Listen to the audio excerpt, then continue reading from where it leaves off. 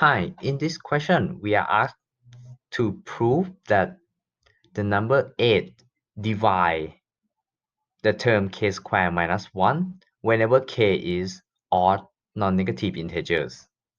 And we are asked to use induction. So let's do this. This is one of those statements that can be proven on its own without using induction. I believe is like proving without induction is simpler, is what I believe. But they ask us to use induction, so okay. Now let this statement be P of n, where n here is not the same as, so this I use k, right? The term square here, but n is what made up the odd number. So k is written as 2n plus 1. And since k is non-negative,